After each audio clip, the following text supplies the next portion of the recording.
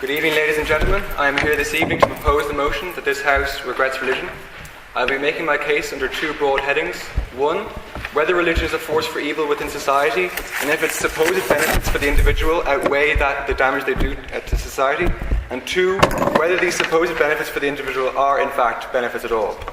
My rebuttal will be artfully woven in between my points.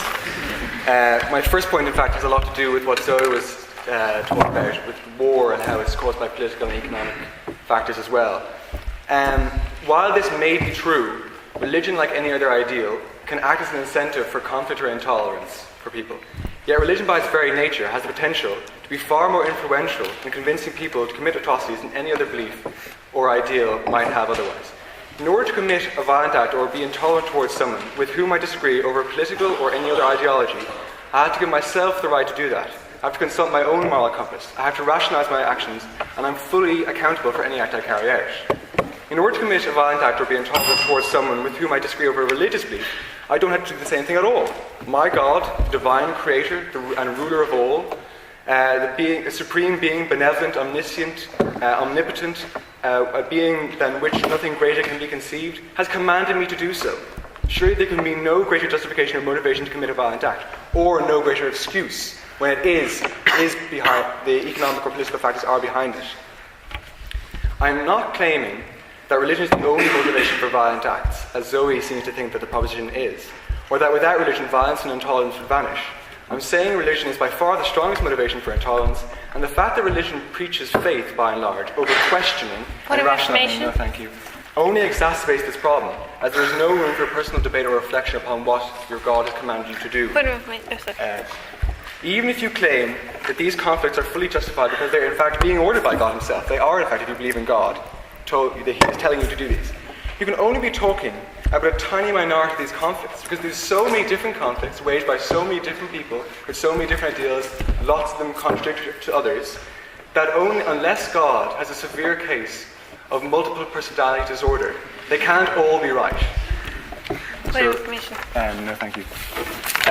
Moving on, still under the whether it is good in society, it could be argued that the situation which I have just described is an extreme one, and that the vast majority of religious believers who are not fundamentalists or extremists would never consider committing violent acts on anyone regardless of any disagreements they may have regarding religion. I wholeheartedly agree with that statement, but the problem is that moderate faith fosters fanaticism, and the many billions of moderate believers unwittingly and inadvertently lend credibility to the fundamentalists and extremists. Yes, sir. 2 words, the X factor. I think fanaticism happens. Fanaticism happens with many different media. Yeah. Okay, I agree with that, but as I hope I have already demonstrated, religion is a particularly potent situation that I don't think anyone's going to go out, or maybe they will, but hopefully they won't go out and kill loads of people in the name of the X factor.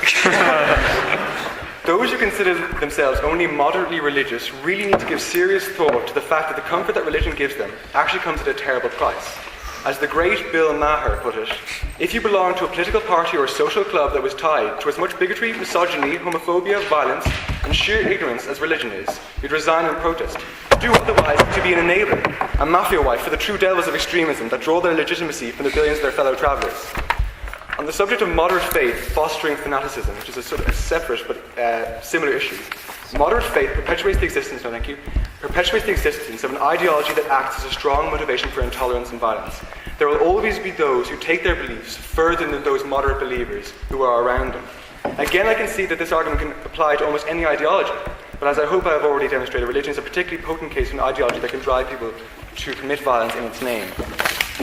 Moving on to whether religion is a force for good for individuals and actually benefits them personally.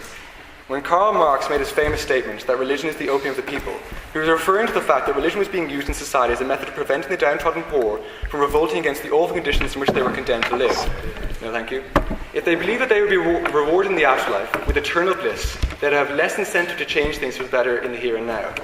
This argument I'm making now ties in nicely with David's point that economics, as I always bring in, and any other study of human behaviour that you could care to mention, teach us that when a resource, such as time, is finite or scarce, we ought to endeavour to use it as efficiently as possible in a way that will maximise the pleasure we derive from those finite resources we have at our disposal.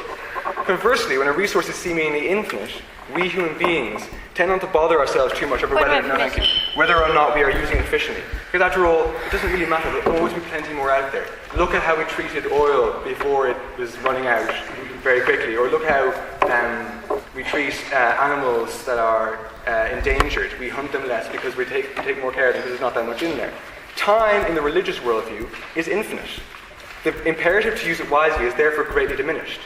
And even if there is an afterlife, would it not be better to believe that there isn't? Because the way time is perceived as a finite resource to be treasured accordingly, if you do that, then you'll get the most out of the life that you live here. And if there is an afterlife, you'll get a great surprise when you finally do keel over. And still on the subject of whether religion is beneficial to people, we often hear people say that they could not go on if they thought or if they knew there was no God or afterlife. That faith is an essential element of their life with which they could not go on. The problem with this is that it cannot function as a valid argument against those who wish religion had never existed, those who regret religion like we on the proposition do, because it presupposes the existence of religion. If every human being was handed a crutch when they were learning to walk, which they all continue to use for the rest of their lives, and base their whole I think you're out of time. Base their whole concept of walking around having a crutch on which to lean, they would, in all probability, believe they couldn't walk without a crutch.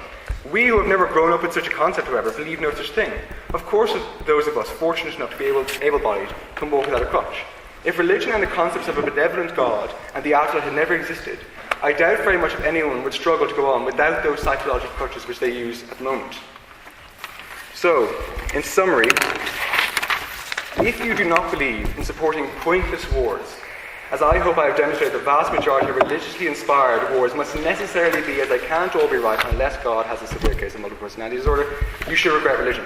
If you do not want to act as an inadvertent enabler for those who would seek to commit atrocities in the name of religion which you believe or others believe, you should regret religion. And if you believe human beings should use the limited time available to them on this earth as beneficially as possible in a way that maximizes their pleasure, you should regret religion. Thank you very much, and I beg your support.